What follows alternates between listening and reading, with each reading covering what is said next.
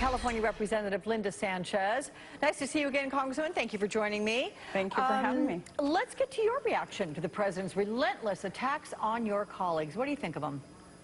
Sure. Well, it's really disappointing when you see the president using divisive rhetoric and, quite frankly, petty rhetoric to attack people. It's not worth the dignity of his office. I think he needs to stop provoking people and stop being divisive, and he needs to focus on delivering for the American people. And I just think it's unfortunate that somebody who holds that office, you know, acts in a way that is beneath the dignity of that office, quite frankly. I know that earlier today your fellow Congressman Elijah Cummings said that for the first time in his 37 years of office, his constituents are now coming up and telling him that they are scared of their leader, being the president. What are you hearing from your constituents? Are they expressing any similar sentiments? Absolutely. You know, words matter. They do matter. They have an impact, and they affect people. And there's no doubt that this rhetoric is hurtful. You know, I think he owes these women an apology. They are in public service. They obviously love this country because they are in public service. They might have disagreements over policy, but that doesn't mean that these women are any less American than the president. And again, I just think it's really disappointing to have somebody in that office not use that office, you know, to unite this country, but to damage our American spirit. You know, I spoke with your colleague, Congressman Al Green, yesterday, who says that the president's rhetoric this week is enough grounds for impeachment. Take a listen to this.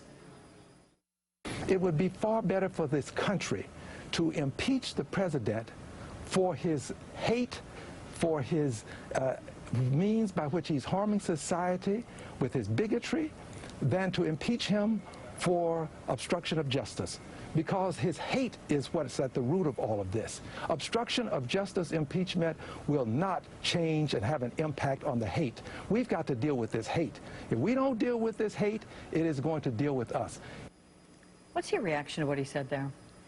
Yeah, clearly it's heartfelt, and it comes from a place where he feels, you know, he feels those attacks personally as well.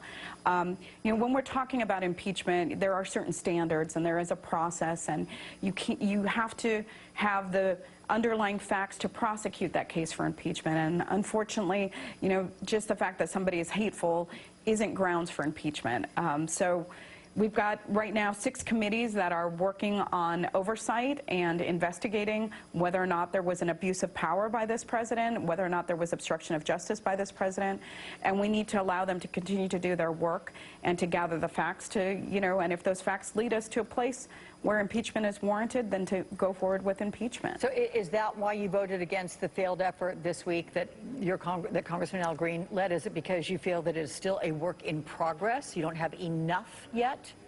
Sure, and we haven't heard yet testimony from Mueller, and I think that's important testimony to add to all of the underlying facts that have been collected so far. And as I said, if those facts lead us to a place where we believe there is a strong case for abuse of power or obstruction of justice, then by all means impeachment would be the next step. But I don't think we're quite there yet. Okay. May I ask also about, with regard to the ICE, the immigration raids that were allegedly taking place, and the only reason I say allegedly is because we've not heard much publicly about them. Can you confirm that any happened in your district and what the reaction was? It's been very, very low-key since all the build-up. Yeah, we did not get reports from raids in my area. I have not heard from constituents about it.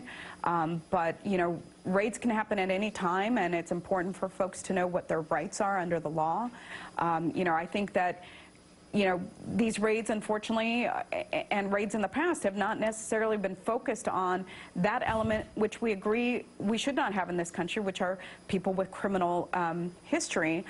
Instead, there seems to be this preoccupation with removing everybody and splitting families apart, which, you know, that's just not who we are as Americans.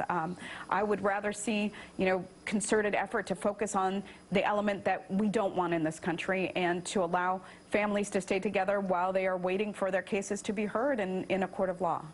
All right, California Representative Linda Sánchez, nice to see you again. Thank you so much. Thank you.